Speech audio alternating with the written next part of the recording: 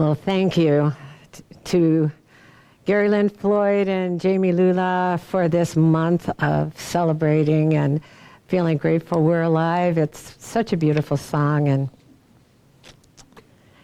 anyway, did you get the time on that? Is it just me, or does it seem like November was in a real big hurry this year?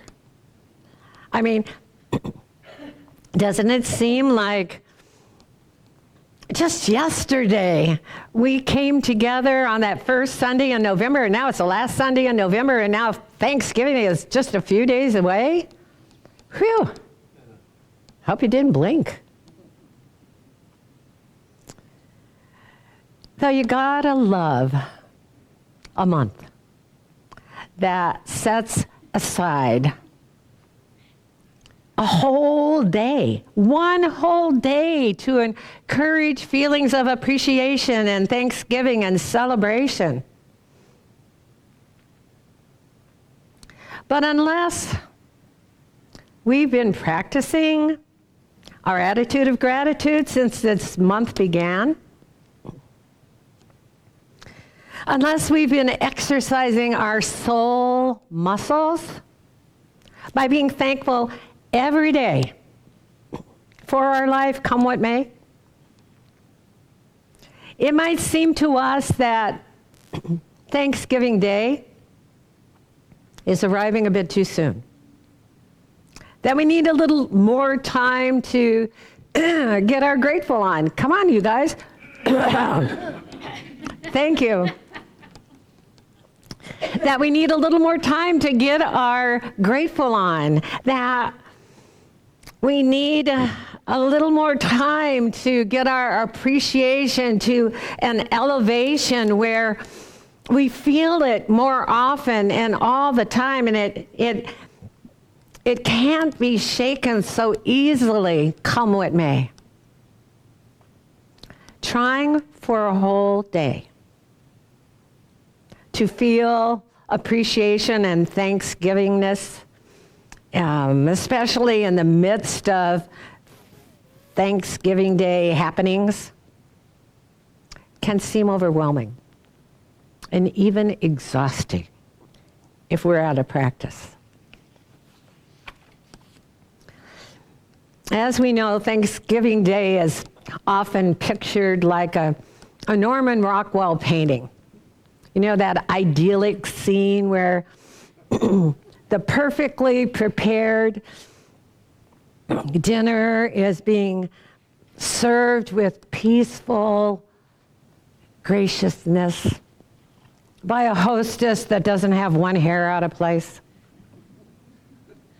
And the meal is being received by friends and family with happy smiles of appreciation. They are so relaxed. They appear to have experienced a spa morning or a whole spa week before they got to Thanksgiving dinner. But as we know, sometimes the frantic energy around a Thanksgiving gathering can make us a bit crazy. I mean, getting the decorations up and getting the table set and getting the food ready on time and showing up on time, and if we're not hosting it, and bringing our special dishes and hoping that they stay hot enough or can be reheated just right, and gets a little crazy. I mean, let's face it, only an enlightened sage could remain peaceful and centered all day long. And that's why we read in the Way of Knowing, the enlightened sage is merely one who has cultivated the practice of training the mind to choose the reality of love under all circumstances. Thanksgiving Day is one of those circumstances. Thanksgiving Day inspires practice. I mean, if we don't make it our intention to consciously choose love under that circumstance, to intentionally be grateful, whatever the circumstances may be, it will be easy for us to forget what the day is all about. Now, if our Thanksgiving experiences so far haven't been anything like a Norman Rockwell painting, we're not alone. In fact, studies have shown that Thanksgiving has become a stressful time for many people, for many families.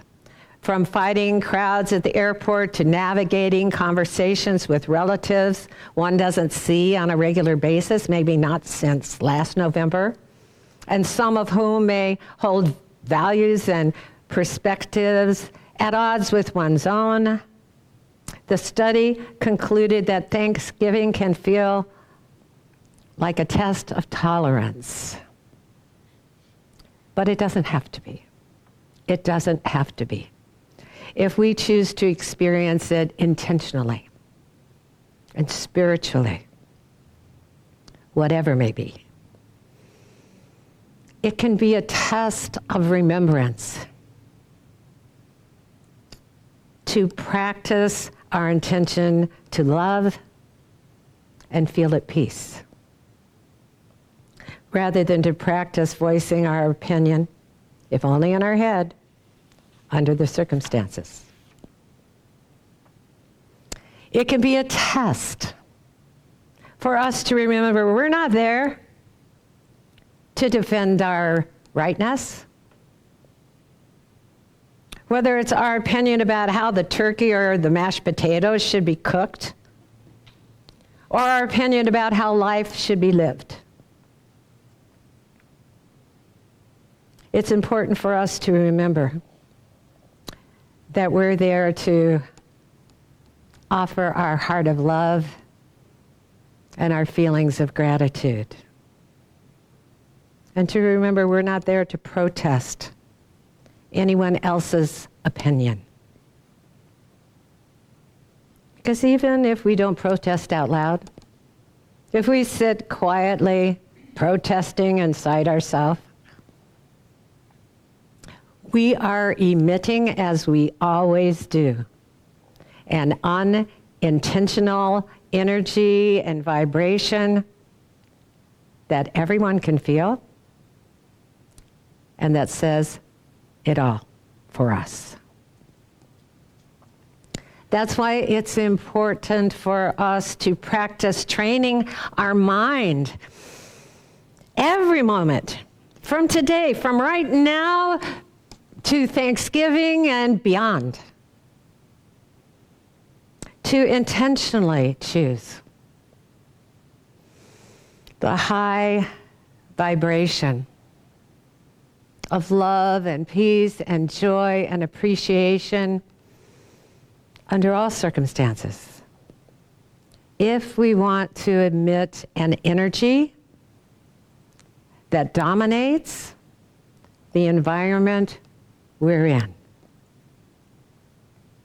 We read in The Way of Transformation, cultivate the deliberate practice of recognizing that you are in a field of energy each moment that is your perfect servant, that exquisite law of attraction that's just waiting and responding to our energy. Within that moment, you are the one with the power to make that moment be whatever you wish it to be. Not only on Thanksgiving Day, but every day. We've got to remember that we are in charge of how we experience life. And to be ever so grateful that that's true. So a good question that we might ask ourselves, because we've heard this. We can think about it. But to ask ourselves, am I lazy in my thinking? I mean, I've heard this. Do I just look at what is? Dry turkey, lumpy mashed potatoes? Or at what's happening around me? Others enthusiastically voicing opinions that are different than my own? And then do I, because I'm looking at what's out there, do I go to a knee-jerk reaction or the easiest thing to think, rather than looking for the best feeling thing to think? In other words, do I prefer to be right and marinate in the juices of my opinions than to be happy, than to be peaceful, than to be loving? If we'd rather feel good, we can practice. In fact, there's no other way to do this. We can practice noticing how we're feeling each moment. It's an important thing to do. And then look at our not so good feeling reaction to the happenings around us as showing us where we can vibrationally and spiritually improve. That's what a not so good feeling tells us. And that's what things that are happening around us that contrast how we want to feel remind us. And only then can we intentionally improve vibrationally by going to the best feeling thought that we can think of thinking. We all have something that when we think it, it feels good. It doesn't have to be about anything that's happening around us, but it's important to get there, however we can get there. And no one can stop us, not anyone's words or actions. We are absolutely free in any moment to improve our mood and attitude on the spot. And as we're feeling good, we get to watch what happens next for us. We get to experience the miracle as the moment becomes what we wish it to be, full of harmony. When we do that, we get to experience ourself as the one with power to live our life as we choose. And then we can look at whatever's going on as simply a friendly reminder that of who we truly are and what we truly want.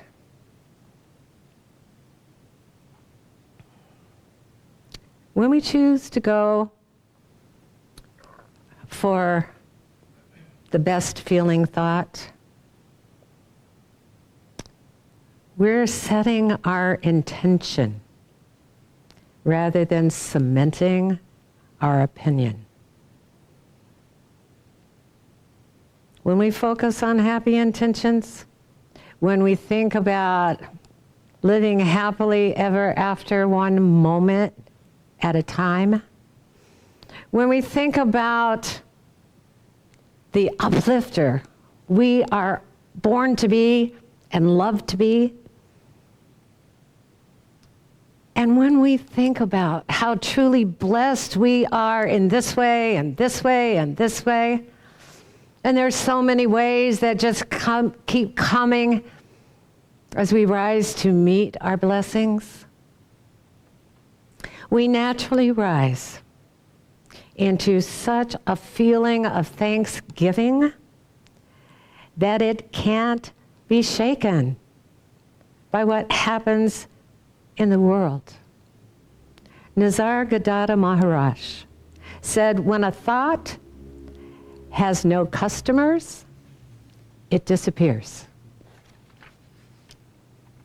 Which brings us to the title of today's talk, Thanksgiving Grace.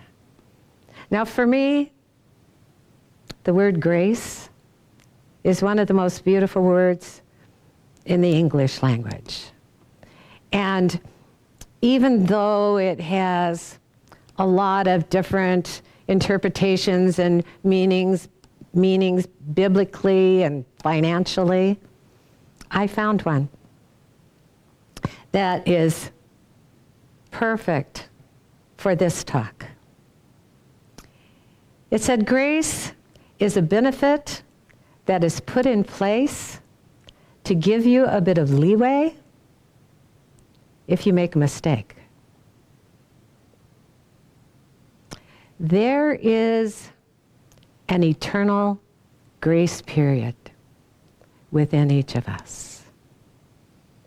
Now, we said last Sunday that it was time for us to let ourselves off the hook, to stop judging ourselves from our past choices and just start making new choices in the present moment. Well, it's time for us to let everyone else off the hook too.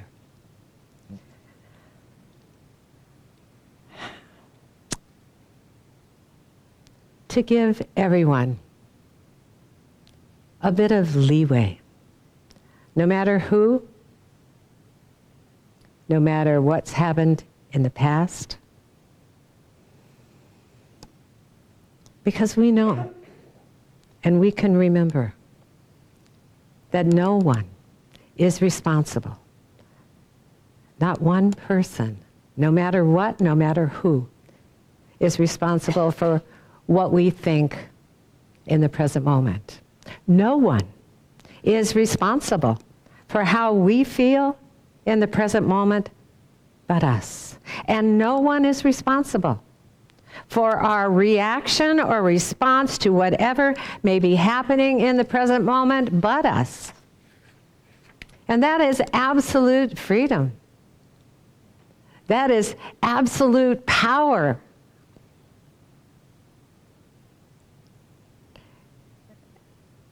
When we know this is true, when we really know this is true for ourselves, as we said last Sunday, we become a master of the present moment rather than a victim of circumstances.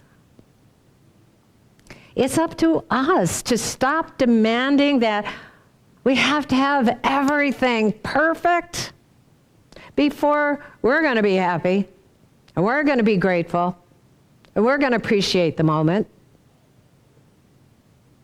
We master the present moment by being aware we are the one with the power to make the moment be whatever we wish it to be for us. If we wish it to be judgment-free,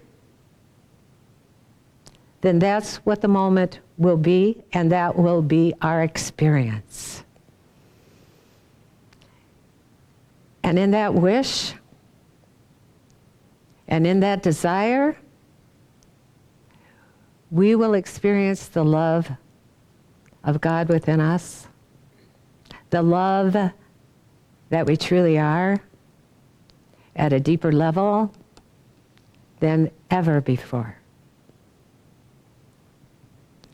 In the book of 2 Corinthians, we read, God is able to make all grace abound in you, so that having all sufficiency in all things at all times, you may abound in every good work.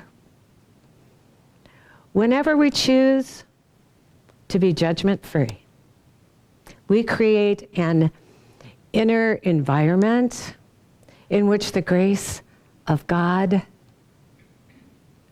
appears to us, that we become aware of that grace. It comes upon us. And unless we're feeling the presence of grace in us, we can't offer grace on Thanksgiving Day or any other day to anyone else. Muji wrote, grace is everything. Grace is another name for what we are. Grace is indefinable, the ever perfect timelessness. Grace is that which calls you away from the chaos, away from the noise of the world.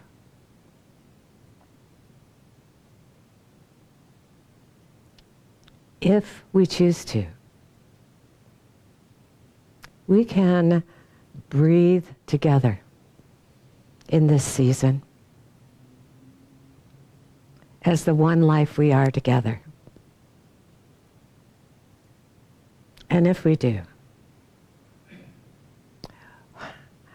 we will abound in every good work together.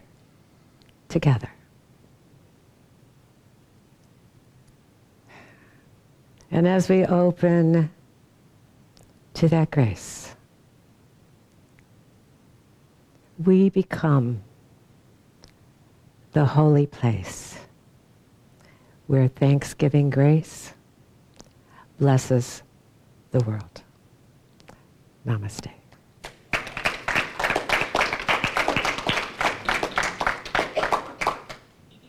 All right.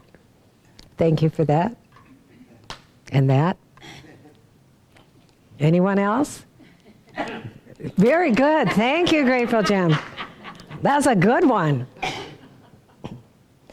Okay, well, this is the time of our service when we get to say thank you, thank you, thank you. We are so grateful. We're alive as the Life Enrichment Center. So grateful that we're all here together. We're all here together and however we're together because there's no separation. We're just doing this all at once together. And we are so grateful for that. And we are so grateful that you show up on Sundays, that you show up live stream, that you find us in video. I tell you, more and more people are being drawn to us. I see it every day in the notifications that so many people are looking our way. And it's because of all of you and the beautiful energy of love that you emit. It's a miracle and a beautiful thing to be part of. And if you're watching today and it feels good and you'd really like to feel more a part of things, and you don't know how to do that, then our lovely treasurer, Dr. Jamie Phillips, is here to tell you how. Good morning. Okay. Am I on, Jim? Okay, I'll hold it up close then. Thank you. I'm always on. speaking of today's talk title, Thanksgiving Grace, Reverend Stephanie's birthday's on Thanksgiving. 4 days away. I think we should sing. What do you think? Let's do it. Happy birthday to you. Happy birthday to you. Happy birthday, Reverend Stephanie. Happy birthday to you. Thank you. All Thank you. And many more. Okay, if you would like to donate to the Life Enrichment Center, there's Or send a birthday present. or send a birthday present. Okay. Then there's several ways you can do it. If you're online, you can go to facebook.com/Life Enrichment Center and hit the donate button. You can donate via our website, lecflint.com, and there's a donate button on that site. And you can also listen to a replay of today's talk. If you would like to donate via PayPal, our PayPal email address is lec2512@gmail.com, and you can donate via that, or you can send a check to our P.O. Box, Life Enrichment Center, P.O. Box 321294, Flint, Michigan 48532. And here in the sanctuary, we'll be taking an offertory while we listen to the beautiful Marcia Allen, the handsome Jason Phillips, and the talented Larry Mandeville doing Grateful. And then Reverend Stephanie will be up for a gratitude prayer. Thank you.